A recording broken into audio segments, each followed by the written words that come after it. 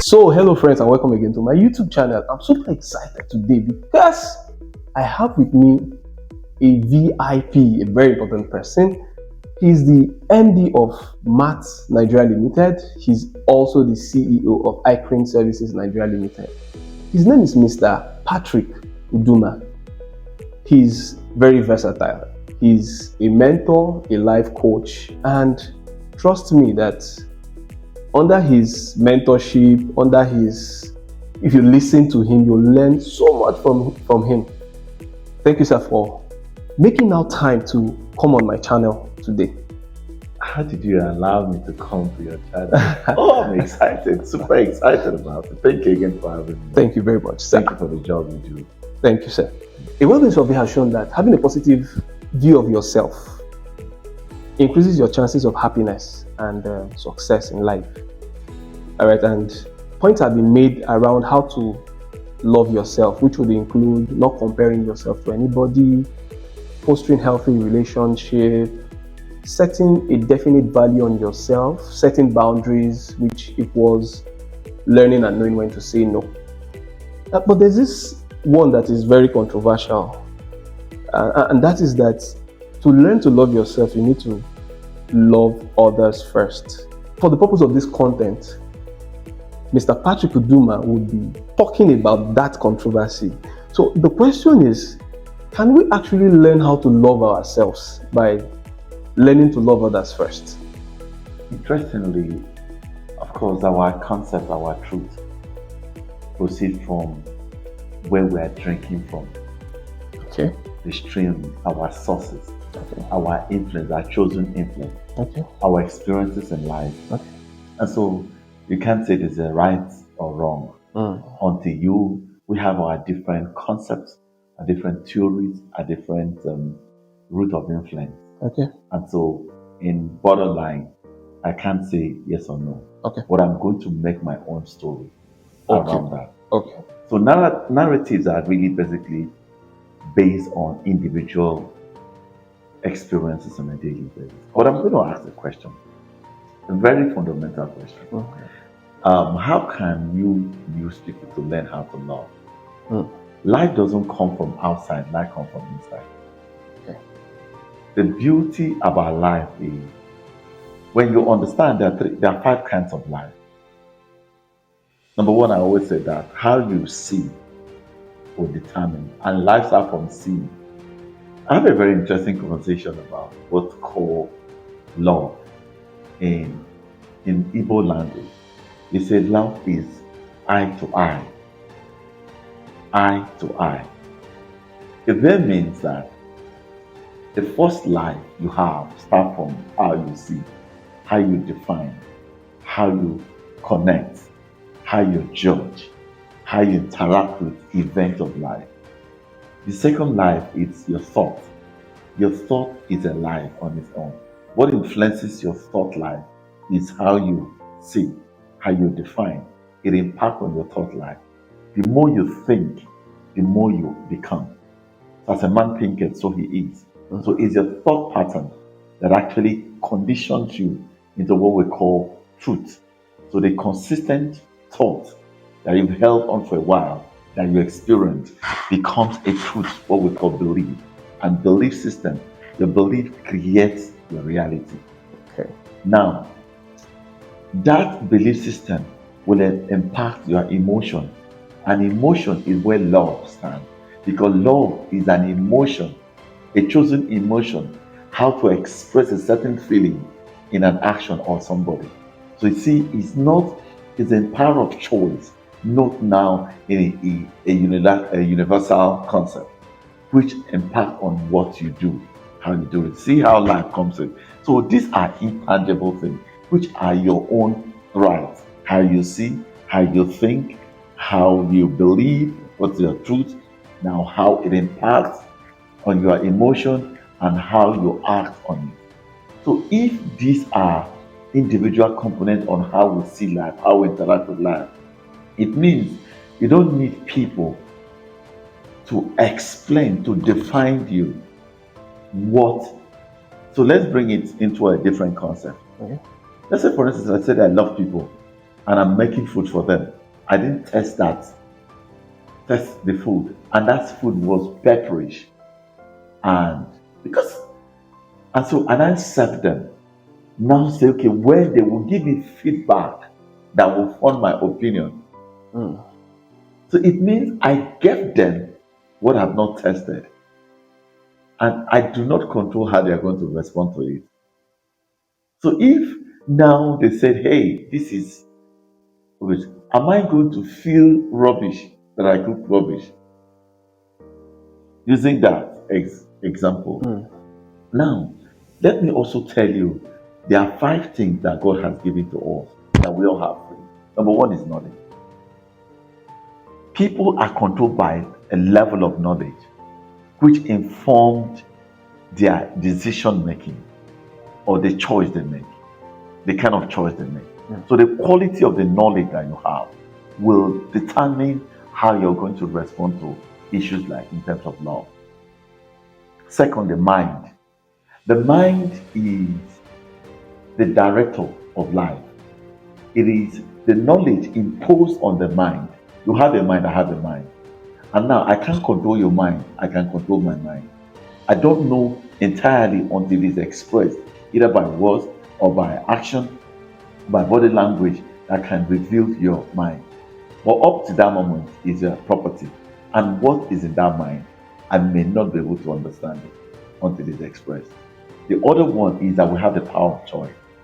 We can choose to respond, we can choose to react, we can choose to hate, we can choose to love, we can choose to despise, we can choose to honor, we can choose over that. So it's our right. So it means I have knowledge, it means I have my mind, it means I have a choice. And the other one is perspective. So this perspective is based on your exposure, based on your conditional, based on your training, based on your knowledge and all that. Right. So if you now mean that my perspective over there, it means that I cannot feel something external to condition me. Right? Okay. So having laid this foundation of these 5 things over there, it means technically I have to first love myself. Just what love is, in order to experiment it or express it. It's something that I call, first of all, experience, expand, and express. So now, let's even look at it. You come from a different background, I come from a different background. Sure. Let's assuming that you have always known love to be somebody who comes and tells you and say, you're a great guy. You're a great guy. You grew up with that. And now, I want to love you from a different point. Each time I come and said, you're a naughty boy. Right? It won't connect with you. Because why? From your background, from your experiences, you have a certain definition or a preferred option or a pathway with which you define love. Yet, we'll talk about 5 languages of love. Yeah. Right? Yeah. So it means you might be one, and I'm saying I want to give you love, and you don't connect with it. True. So you now see, interestingly, people can't be the model with which to adopt. You have to create the model for experience, and the experience or the response or the interaction of that love can either amplify it or can reduce it. So I feel strongly, and this is my opinion based on this, is that how can I test love externally? How will I know it's love? So I think strongly from what I'm saying is that because knowledge evolved, like to me, I love everybody because I love myself. I am love, not seeking for love, because love cannot seek for love. Love can only express itself. So that's why for me, I can't say I'm seeking for love. No, it means I'm seeking for myself. I am love. And this is where you know that life is not about having. Life is about be, do, and have. So it means I have to recognize that I'm loved. Let me tell you an example. Let's look at one experiment. I can't say I want to love. I can never love. I am loved. Have you seen the sound? Ownership, finding expression. But now, if I have to love other people, to express love, that means I don't own my life. So there's what they call default living and design living. Default living is when you flow automatically without your senses, effortless. But design living is where you determine, is a choice. So if I say I love you, it means my opinion about you has been defined by my knowledge of what I think about you. And I graced you. You may not qualify for it. It becomes unconditional positive regard. So it's a choice based on who I am to express me to you. Let me give you an instance as well. People say, I don't trust people. Why should you trust people? They have a different knowledge. They have different values. They have different perspectives. They have different thinking patterns. They have different experiences. And now I have a different value. Let's assuming that I'm operating from my own value, and that's not a value.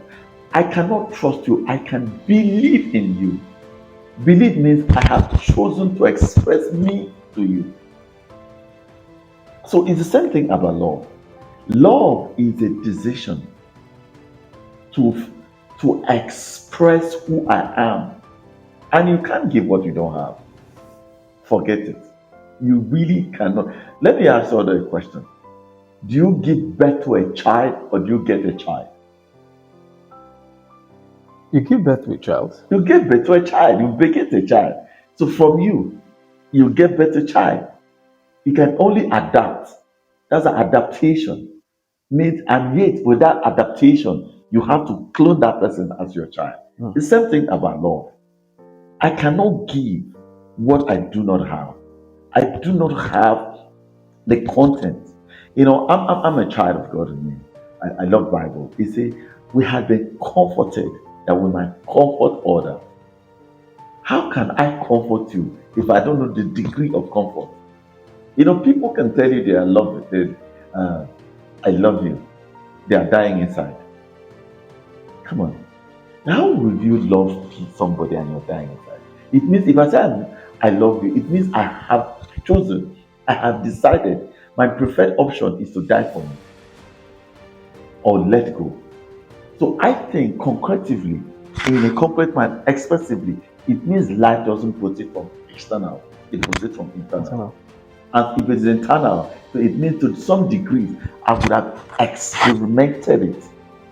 I would have experienced it. I would have enjoyed it. I would have really been comfortable with it. I would have been healed it. It has healed me. It has conditioned me. It has beautified me. And this same essence, which I experienced, is something that I have to push to you. All right. Let me introduce a twist to this, and I think this is where we're going to wrap it up. There's this saying that to every rule there's an exemption, and so now, if for every rule there's actually an exemption, there's this school of thought. You hear people say that there are times when they were down, and by lifting others, they were able to come out of that lowly state, that state of unhappiness by helping somebody. They got help. There have been instances where someone would say that, and God said, okay, this person needed something, and you just had what was just enough money to get what you wanted, and God is saying, oh, okay, why not give that only thing you have to somebody? You say have. Have you said that word? Have? Yeah, yes. So it means it was dormant. An action has to activate it, has to initiate it, has to draw it, unlock it, unearth it. It was just dormant. That you are unhappy, there are people who would say, okay, by making others happy, going out there and making somebody happy, you become happy yourself. That you don't have a friend by trying to make somebody your friend who also needs a friend. Automatically, you make a friend. What do you make out of all of this?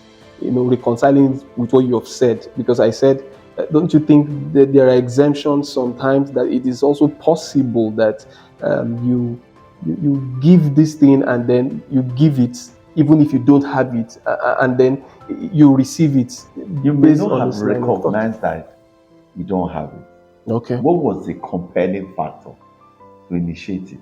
For instance, let's look at it. If you said, I should teach you mathematics, if I don't know mathematics, I won't teach you.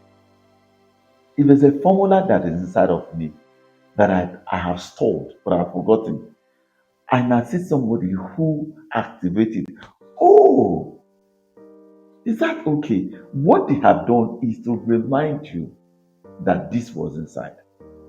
Let me tell you, let me say it this way. If we have two friends, common friends, and we got run into that our common friend, and now this my friend is probably has a car, and I envy him, right? You don't envy him. You see, two of us, I envy him because it is something I have desired. It's something I've been longing that he owns. Oh no, it's not what you desire. It doesn't mean to you. It doesn't change anything. So you see, envy is reminding you this is who you are. This is what you are supposed to have. So I am saying this is me. They can activate the dormant, the potential in you to act, but it is not That because it is not there in the first place. it is not there in the first place. Okay. So that is the when circumstances come like an obstacle. Okay. Obstacle was meant to reinstate and reinforce and redirect you to recapture your total essence. Okay. Because see, have you ever seen people who are in that same place?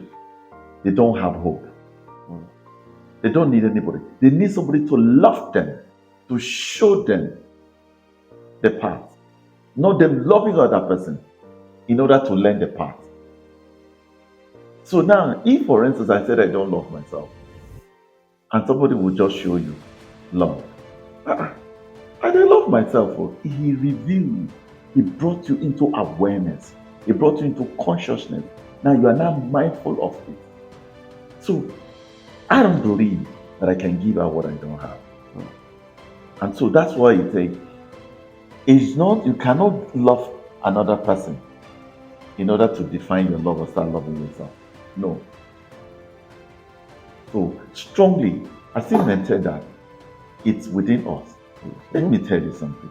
If you're not a compassionate person, you may be a compassionate person before, but people, due to experiences, you have now packed it. You mold it. You suppressed it because of certain experiences, right? Yeah. But when something happened, it triggered back. Oh, I used to be like this. What now happened? Now that thing now triggered back to unearth, to unlock you from that prison of suppression. You know, there are 5 ways that we respond to one. Number 1 is suppression, which is what they call passiveness. You're just passive because you think you don't want your voice. You can't speak for yourself. And so because of how you were trained, how you were raised, you were not given opportunity to express yourself. So you now condition yourself. So you are shy. The other one is aggressive. You can't take it, aggressiveness. The other one is passive aggressive. Sometimes you respond, sometimes you are lying. The other one is manipulation. The manipulative tendency is to find a way to get yourself, and the other one is being assertive. So assertiveness, you now see like, okay, yes, I know my right, and I know how to express it, considering other people's preferences and options. It's the same way about love. Love is something natural. I tell you something. In spirituality, we all have a deposit of love. It may not have been matured, cultivated, well designed, come into consciousness. Because I hear the scriptures that say, the Spirit of God has deposited the love of God inside of us. So it's like we're inseminated, it's like we are cloned, it's like we're infused, it's like we're injected with the love. But now, practicing it is what matured it. That's why you're talking about whether you have to love others. No. You already have that naturally. Okay. Okay. Thank you very much, sir, for shedding so much light on this controversy. So I think it's very clear to us right now that you cannot give what you don't have. You can only love others when you first learn to love yourself. And to that school of thought that says, okay, there were times when you were down and then you give out love and things like it's that it was dormant. It was there. It wasn't like it wasn't there and you were giving out something you didn't have and then you got it.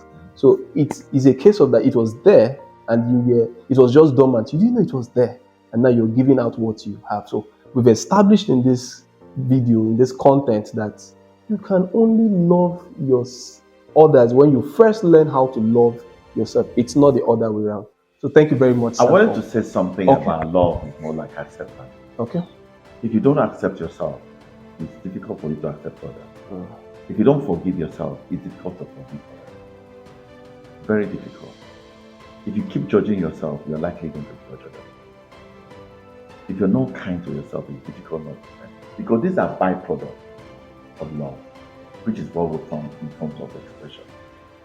Because whatever you say that you're going to get outside is a function of expression of that which you know. And that's right. Thank you so much. Thank you very much, Mr. Patrick Udoma, for shedding so much light on this controversy. So thank you, viewers, for taking out your time to watch. If you like this content, give this video a thumbs up. If you're not yet subscribed to my channel, do well to click the subscribe button, turn on the notification bell, and I will see you in another interesting video.